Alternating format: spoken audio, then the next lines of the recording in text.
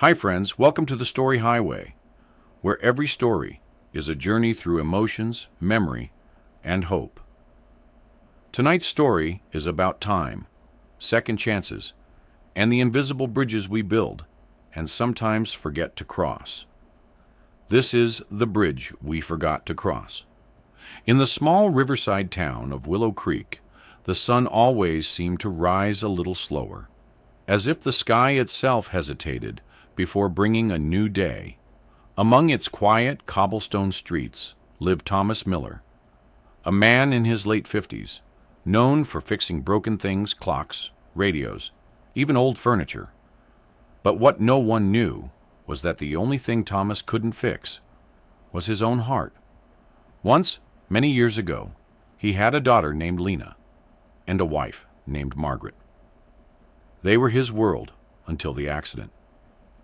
It was a cold winter morning when Thomas's car skidded on black ice while driving his daughter to school. He survived. Lena didn't. And that day, Margaret stopped looking at him the same way. The love that once filled their home turned into silence, heavy, suffocating silence. Months later, Margaret left. She packed her things and said only one thing before she walked out the door. "I can't look at you without seeing her." Thomas didn't stop her. He just stood at the window, watching the taillights fade into the fog, knowing that his punishment wasn't death. It was survival. Years went by. He stopped celebrating birthdays, stopped answering letters from old friends. He just worked day after day, repairing other people's timepieces, while his own time stood still. Every evening, he walked to an old wooden bridge that crossed the Willow River. It was the same bridge he used to walk with Lena, holding her tiny hand while she threw pebbles into the water. He never missed a sunset there, not one. Locals called him the man on the bridge. Children whispered that he talked to ghosts. Maybe he did. One autumn evening, as orange leaves drifted through the air, Thomas noticed a young woman standing at the bridge, crying quietly. She looked lost, her hands trembling. He hesitated, then approached her slowly and asked, "Are you all right, miss?" She nodded but didn't speak. After a pause, she said, "My father died last year. We weren't talking for a long time. I thought I had time to fix it." Her voice cracked on the word, time. Thomas felt his chest tighten. He sat beside her and whispered, "We always think we do, until we don't." That night they talked for hours.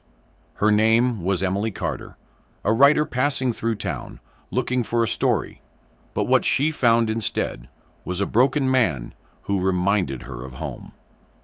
Over the next few weeks, Emily began visiting Thomas's workshop every afternoon.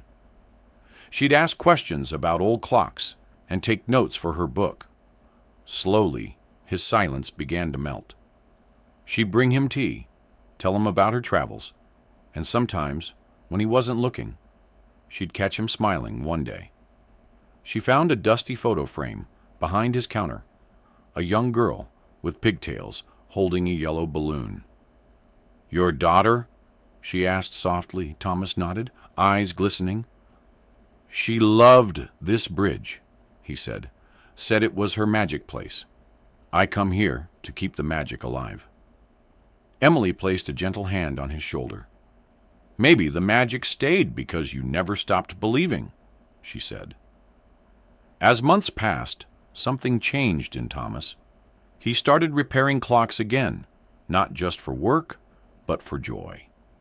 He began talking to people, even joined the town's autumn fair, for the first time in years. Emily told him she was finishing her book, a story about loss, forgiveness, and the bridges we forget to cross. She dedicated it to the man who taught me that time doesn't heal, love does. When she finally left Willow Creek, Thomas walked her to the bridge. "You brought me back to life," he said. She smiled. You just needed a reason to start living again. Years later, Emily's book became a bestseller. She returned to Willow Creek to tell Thomas in person, only to find the shop closed and a note on the door. Gone to see my girl. At first, she thought he meant Lena. She went to the bridge, and there she found a small plaque newly placed in the wood. It read, "In memory of Lena and Margaret Miller, forever my bridge between what was and what will be." Below it, a letter in Thomas's handwriting. Dear Emily, thank you for reminding me that life doesn't end when people leave it, pauses, waiting for the courage to begin again. You gave me that courage. If you're reading this, I've gone to rest beside the two hearts I could never forget.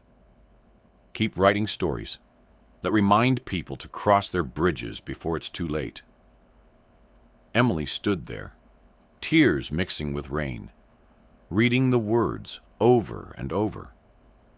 She placed a small yellow balloon, the same color as the one in the photo on the bridge railing, and whispered, "Rest well, Mr. Miller. You found your way home." That night, as the town lights shimmered across the river, locals said they saw 3 faint silhouettes standing on the bridge. A man, a woman, and a little girl, watching the sunset together one last time. This was the bridge we forgot to cross, a story about loss, love, and the courage to forgive time itself. If this story touched your heart, don't forget to like, share, and subscribe to The Story Highway, where every story reminds us that even in silence, the heart remembers how to love again.